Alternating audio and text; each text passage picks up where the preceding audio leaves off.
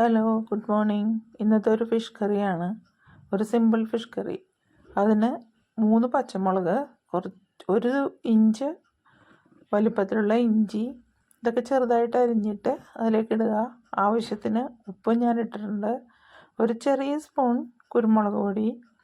പിന്നെ നമുക്കിനി ചില്ലി പൗഡറാണ്. ഇത് കാശ്മീരി ചില്ലി പൗഡറാണ് ഞാനിതിൽ ഇടുന്നത്. ഏകദേശം 2.5 സ്പൂൺ ഇട്ടിട്ടുണ്ട് കേട്ടോ. കുറച്ച് മീൻ അധികമുണ്ട്, അതാണ് കൂടുതലിട്ടത്. ഇനി അതിലേക്ക് കുറച്ച് വെള്ളം ഒഴിക്കുക. ആ വെള്ളം മീൻ മുങ്ങാൻ പാകത്തിന് മാത്രമേ പാടുള്ളൂ. കൂടുതൽ വെള്ളം ഒഴിച്ചിട്ടുണ്ടെങ്കിൽ നമുക്കത് ചാറ് കൂടുതലായിരിക്കും. അപ്പോൾ ഇനി അടുത്തത് ഞാനതിൽ മുളക് പൊടി നേരത്തെ ഇട്ടാണ്. ഇപ്പോൾ ഞാനതിൽ ഒരു 1/2 സ്പൂൺ മഞ്ഞൾപ്പൊടി കൂടി ചേർത്തിട്ടുണ്ട്. ഇനി ഇതിലേക്ക് നമുക്ക് പുളിയാണ് ചേർക്കേണ്ടത്. നിങ്ങൾക്ക് കുടംപുളിയോ അല്ലെങ്കിൽ വാളംപുളിയോ ഏതാണ് ഇഷ്ടമെന്ന് വെച്ചാൽ ചേർക്കാം. മാങ്ങയും ചേർക്കാം കേട്ടോ നമുക്കിതിൽ.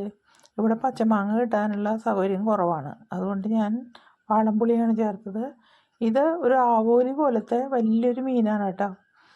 അപ്പോൾ ആ മീനിൻ്റെ പീസ് അതിലേക്ക് ഇടുക.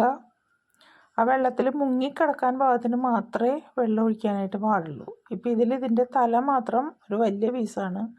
അപ്പോൾ അത് ഇടയ്ക്ക് നമ്മളൊന്ന് തിരിച്ചിട്ട് കൊടുത്താൽ മതി. മീനിൻ്റെ പീസെല്ലാം അതിലേക്ക് ഇട്ടു.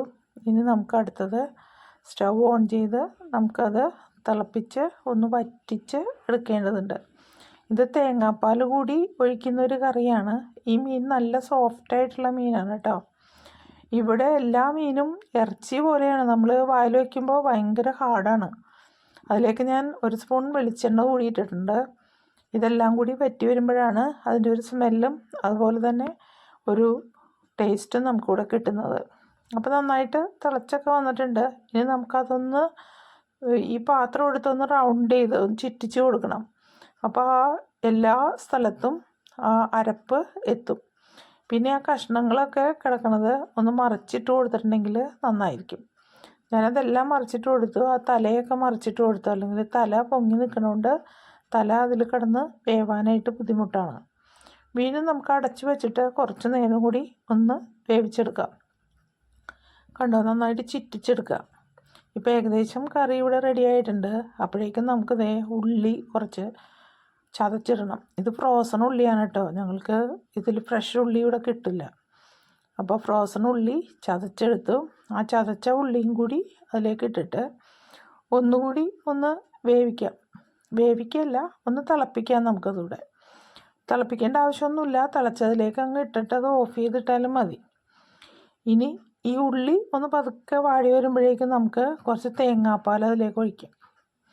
ഈ തേങ്ങാപ്പാൽ ഒഴിക്കുമ്പോൾ കറിയുടെ കളർ കുറച്ച് ഒന്ന് ചേഞ്ച് ആവും. കണ്ടോ, ഇപ്പോൾ നല്ല റെഡ് കളറാണ്. തേങ്ങാപ്പാൽ ഒഴിക്കുമ്പോൾ കുറച്ചുകൂടി വെള്ളയാവും. അപ്പോൾ അതിനായിട്ട് ഞാനിവിടെ ഫ്രഷ് ക്രീം മേടിച്ച് വെച്ചിട്ടുണ്ട്, കോക്കനട്ട് ക്രീം. ആ ക്രീമാണ് അതിലേക്ക് ഒഴിച്ചത്. ഇനി അത് ആ ചൂടിൽ എല്ലാം തമ്മിൽ മിക്സ് ആയിക്കോളും. പതുക്കെ നമ്മളൊന്ന് അനക്കി കൊടുക്കാം. അപ്പോൾ അത് മിക്സായി. കണ്ടോ, അപ്പോൾ കറി റെഡിയായി. നല്ല ടേസ്റ്റുള്ളൊരു കറിയാണ് കേട്ടോ ഇത്. ഈ മീൻ എന്ന് പറയുന്നത് നല്ല സോഫ്റ്റാണ്. നമ്മുടെ നാട്ടിലെ നെയ്മീനൊക്കെ പോലെ. ഞങ്ങൾ ഈ മീനാണ് മെയിനായിട്ട് ഇവിടെ വാങ്ങിക്കുന്നത്. അപ്പോൾ എല്ലാവർക്കും കറി ഇഷ്ടപ്പെട്ടെന്ന് വിചാരിക്കുന്നു. Thank you.